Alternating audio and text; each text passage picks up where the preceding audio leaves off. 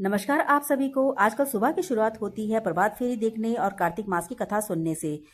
ऐसा माना जाता है जो व्यक्ति सुबह नहा करके गौ माता को छू लेता है वह सभी प्रकार के पापों से मुक्त हो जाता है।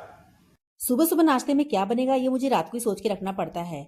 और आज बनाऊंगी मैं पहाड़ी सब्जी स्क्वैश, बिल्कुल नए रूप में, जो मेरे ननद जी हमारे लिए लेके आए थे। और इसके बनाऊंगी मैं पराठे जो बिल्कुल मूली के पराठों की तरह बनते हैं। पहले कद्दूकस करके हल्का फ्राई करो, फिर दो रोटियों के बीच में भर के इसको सेक लो। और साथ में बनेगी आलू सोयाबीन की सब्जी। जब भी मैं बच्चों को ग्लास में दूध देती हूँ तो उसमें हल्का सा हल्दी मिला लेती हूँ। और जब मैंने बेटे को पराठा खाने को दिया तो उसने लाइक का साइन दिखाया। और जब बच्चे मन से खाना खा लेते हैं तो लगता है मेहनत सफल हो गई है। आज थी गोपाष्टमी, यानी आज के दिन गायों की पूजा सेवा करनी होती है। मैंने भी आटे में भुना चना और मीठी इलायची दाना भर लिया था।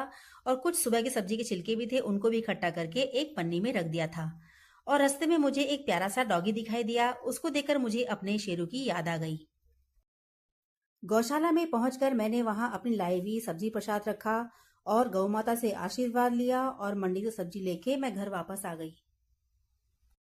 घर आके मैंने मलाई से मक्खन और मक्खन से घी बना लिया था और फिर मैंने अपना लंच किया।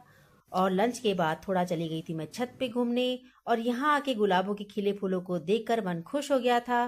पर जाना था मुझे योगा क्लास। और यहाँ पर थोड़ा खड़े होके थोड़ा बैठ के कर लिया था मैंने योगासन। अब बारी थी हंसी के ठहाकों की।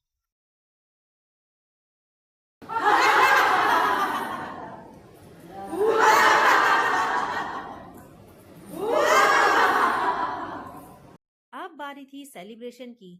जरूरी नहीं कोई मौका ही होना चाहिए सेलिब्रेशन का। जहां मन मिल जाए उसी मौके को सेलिब्रेट कर लो। Thank you for watching. जय श्री कृष्णा, राधे राधे।